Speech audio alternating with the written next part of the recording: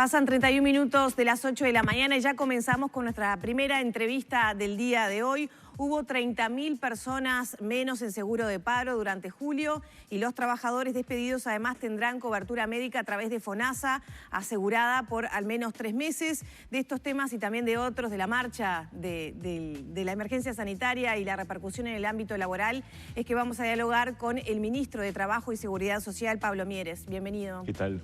Gracias por la invitación, encantado. Bueno, se redujo la cantidad de gente en seguro de paro. ¿Eso es una buena noticia, una más o menos buena noticia o una mala noticia? Porque ¿qué pasó con esas personas que no están en seguro de paro? Sin duda que eso es lo que nos falta tener, la fotografía no, la película.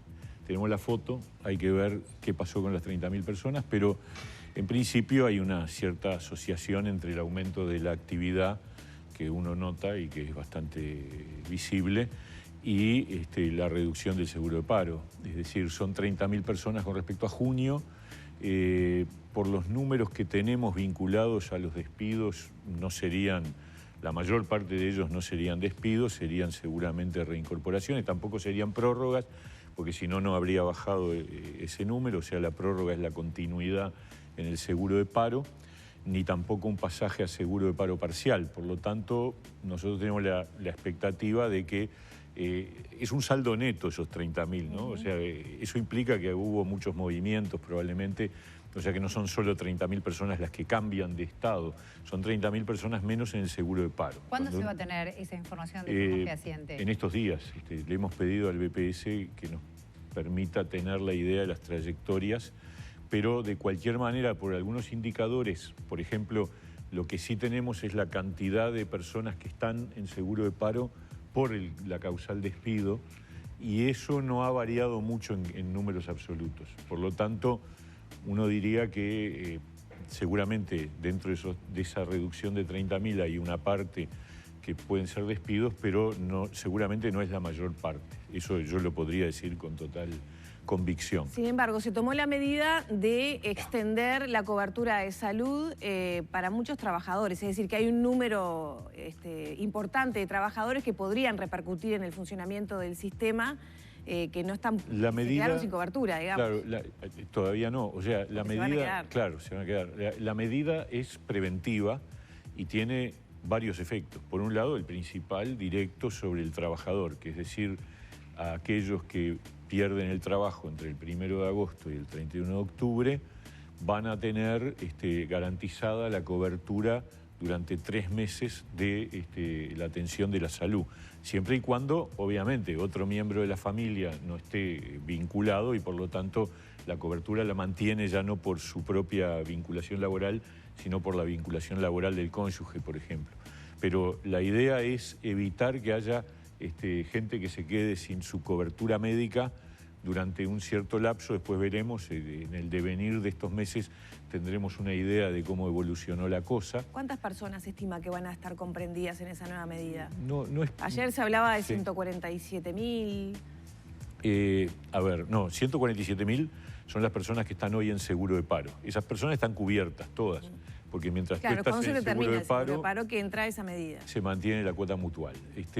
A su vez, de los que salen del seguro de paro pueden salir por reincorporación al trabajo o por despido. Entonces, los que salen del seguro de paro por despido, ahí es el riesgo de la pérdida de la cobertura. Y en ese sentido, el mensaje es, se va a mantener esa cobertura de salud, que en cualquier caso hay cobertura, ¿no? Porque eso también hay que decirlo. Lo que pasa es que se traslada a ACE, porque en este país la cobertura es universal, es decir... Pero justamente también se valoró el impacto que tendría en lo que es el sistema de salud, porque ahí uno piensa, sí, si ese número crece y más personas se van trasladando a ACE, se desbalancea una estructura. Exacto, por eso el argumento de la medida no es solo mantenerle la cobertura al trabajador despedido, sino también mantener la situación del sistema integrado de salud en cuanto a las cápitas que se siguen pagando ahora a cargo del Estado a las instituciones mutuales, a las IAMC, y además mantener a los dar una señal a los trabajadores del sector salud y también no generar una sobredemanda de ACE repentina, sino ir generando un proceso gradual. O sea, ¿Hubo preocupación de parte de los prestadores? ¿Se comunicaron con ustedes para ver qué iba a pasar con esa situación? De los trabajadores la preocupación ya estaba. Estaba, por eso. Sí, claro, de las dos partes. Y si uno mira para atrás, en estos meses ha habido una reducción de cápitas de 30.000. Por eso uno podría decir, bueno, si en los próximos meses hay un monto similar de pérdidas de cápitas, estamos hablando de que los beneficiarios de la mantención de la cobertura serían alrededor de 30.000, pero es una hipótesis, porque el ritmo puede ser menor en cuanto al despido o puede ser mayor, ¿no? Claro, coincide con el número de baja de seguro de paro, pero es casualidad, ¿no? Porque también casual. Muchos trabajadores que están con otros problemas pueden elegir pasar a ACE para no pagar. Totalmente casual. Acá el seguro de paro para volver a... Aunque en realidad no es momento de cambiarse de prestador. No hay, está el corralito. Si miramos la evolución del seguro de paro, nosotros teníamos 50.000 en febrero, que era lo mismo que en enero. En marzo subió a 120 y pico. Tuvimos el techo en abril y mayo en 190.000 y un poquito más, 190 y pico de mil. Empieza a bajar en junio, cuando tenemos 175.000, 177.000, y ahora baja a 147.000. Por eso uno supone que hay una reactivación, obviamente la hay, y que obviamente el mercado de trabajo también está respondiendo a ello. ¿Va a responder completamente? La impresión que tenemos es que va a ser mucho más lento. ¿Por qué? Porque hay estudiosos de estos temas que dicen que cuando se producen este tipo de crisis económica que repercute en el mercado de trabajo, la recuperación del empleo tiende a ser más lenta. Entonces va a haber un rezago con respecto a la reactivación económica. Eso es lo que uno prevé, y por eso estamos con el diálogo social tripartito por el empleo, pensando medidas como esta que acabamos de mencionar referida a la cobertura de la salud, y otras más que tenemos que poner arriba de la mesa para atender, está el beneficio por la reincorporación que se brinda al empleador de los 5.000 pesos durante 3 meses. Hemos dispuesto la prórroga del seguro de paro parcial, que es un camino de esos 147.000, hay casi 30.000 que son seguro de paro parcial. O sea que también hay que mirar esa parte positiva, que es que esos 30.000 trabajadores ya no están totalmente desvinculados. O sea que de los 147.000 hay 117, 120 que están en seguro de paro total, pero hay 30.000 que están en seguro de paro parcial, que habla de un futuro positivo. ¿Tiene que ver también con un deterioro del trabajo para algunas empresas que quizás ya están más recuperadas después de este impacto inicial, y de todas maneras, bueno, como está la posibilidad, se sigue usando? Y el trabajador, ante perder el trabajo, bueno, es que obviamente aceptó... El trabajador en seguro de paro parcial tiene una mejora de remuneración con respecto al seguro de paro total. Cuando tú estás en el seguro de paro total, cobra la mitad del salario. En el seguro de paro parcial, la mitad del salario la paga el empleador y lo trabaja efectivamente el trabajador, y de la otra mitad se le paga la mitad, o sea que sube a 3/4 partes de ingreso. Pero sobre todo genera la expectativa de recuperación del empleo, que es lo que más importa para todos, ¿no? Para todos nosotros. Ahora, sin duda que ha habido en estos meses una reestructuración del mercado de trabajo. Hay procesos que se venían haciendo más lentos que se aceleraron, porque el empleador dice, bueno, yo tengo que resolver cómo funciono con menos gente. Ese es un problema que tenemos. Y a su vez hay roles que se van sustituyendo que ya venían en un proceso de sustitución, pero que este tipo de crisis los acelera. Entonces, por eso... ¿Se instala el teletrabajo también? El teletrabajo es una modalidad que ya existía, pero que en esta pandemia, por supuesto, se potenció, y nuestra idea es legislar. Hay que legislar, porque el teletrabajo es una modalidad de relación laboral que tiene su especificidad, y en el Uruguay tenemos un vacío legal al respecto. ¿Se está haciendo un análisis de cuántas empresas, una vez que ya se podía volver en forma presencial, han optado por seguir igual trabajando con esa modalidad? Esa medición no la tenemos, es una medición que hay que hacer, que deberíamos incorporar probablemente en la encuesta continua de hogares para tener una idea de la magnitud del fenómeno, pero evidentemente ya existía antes y ahora se ha incorporado de manera más acelerada por restricciones sanitarias, pero retiradas las restricciones sanitarias también se mantienen muchos casos de teletrabajo. Tiene que ser una relación laboral acordada, eso es parte de lo que nosotros creemos. Hay un proyecto de ley en el Parlamento que promueve la senadora Carmen Sanguinetti, que nosotros estamos analizando y que obviamente en términos generales compartimos. Estamos convocados para el 27 de agosto en la Comisión de Asuntos Laborales del Senado para opinar sobre ese proyecto de ley. Nosotros queremos que haya ley porque somos uno de los países de la región que no tiene ley de teletrabajo y hay que proteger los derechos y establecer las obligaciones de las dos partes en una relación laboral que es distinta, que tiene algunos, por ejemplo, algunos desafíos, algunos muy conocidos, el tema del derecho a la desconexión, o sea que el trabajador que teletrabaja tiene un riesgo, que es que esté todo el tiempo en la máquina, para decirlo de una manera, todo el tiempo online, y que no haya respeto por los tiempos de descanso. A su vez el horario permite ser más flexible, porque uno puede administrar su jornada de trabajo estando en su casa de una manera mucho más flexible que cuando está en la oficina, ¿no es verdad? Pero a su vez tiene que tener un horario, por lo menos semanal, si no se hace diario, por lo menos semanal. Está el tema de los accidentes de trabajo. ¿Cuál es un accidente doméstico? ¿Hasta qué punto es accidente laboral o no? Este es un tema para la discusión especializada. Está el tema de las inspecciones. Nosotros lo miramos de la perspectiva del Ministerio de Trabajo.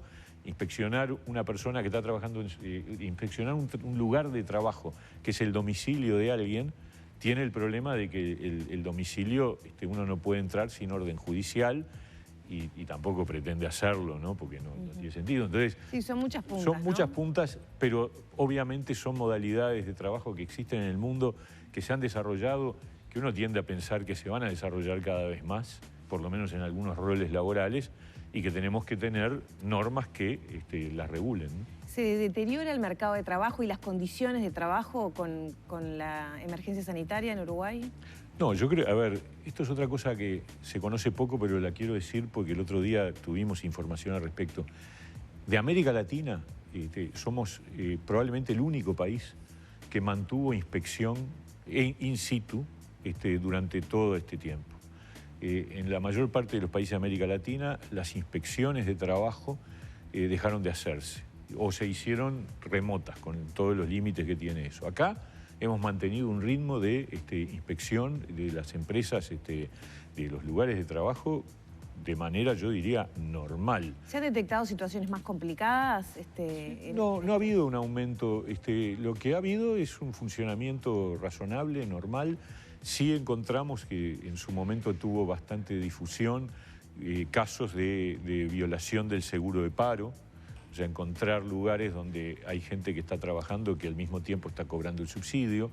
Eso es una irregularidad grave, por cierto, porque es un fraude al BPS y porque además es una manera de hacer trabajar a alguien cobrando por otro lado, ¿no? Pero tampoco han sido muchos los casos. De todas maneras, esto lo tenemos en la mira y cuando hay denuncias vamos y por eso han ocurrido estos 25 casos, ¿no? Ministro, antes de despedirnos, ya estamos cerca del final, hay un tema que preocupa bastante. En las próximas horas está convocado un paro del transporte interdepartamental. Están reclamando por su situación, principalmente salarial, y por las medidas sanitarias.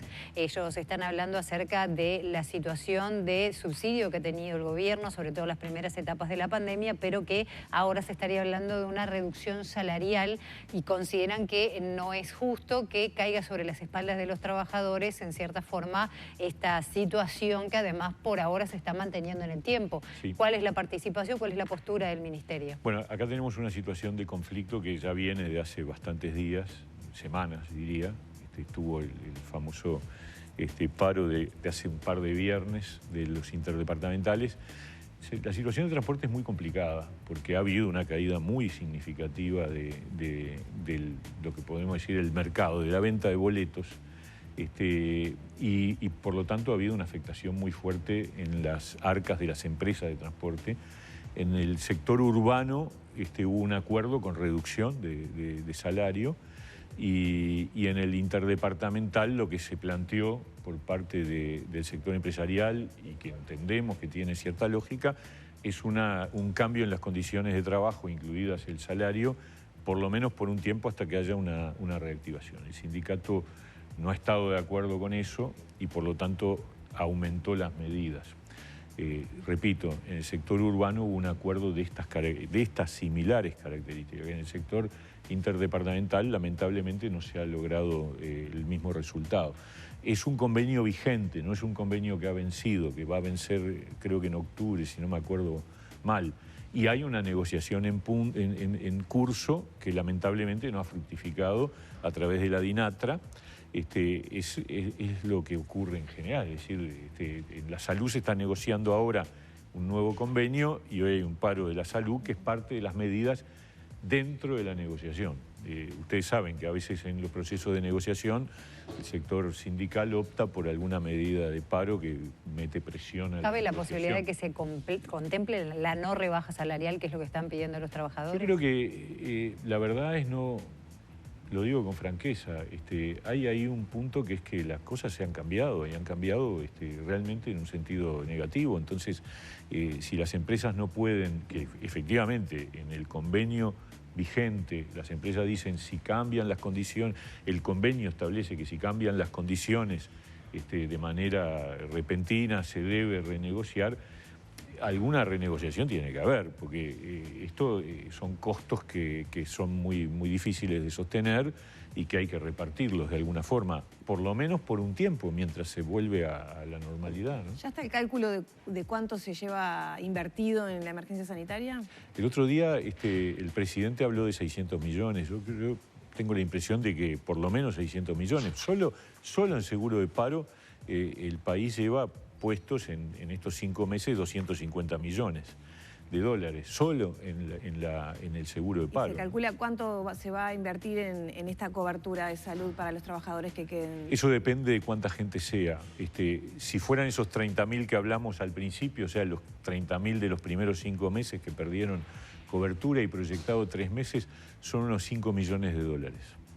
Muchas gracias, ministro. Gusto. Muchas gracias. Cerramos por aquí entonces este diálogo con el ministro de Trabajo y Seguridad Social, Pablo Mieres. Nos vamos a la pausa enseguida.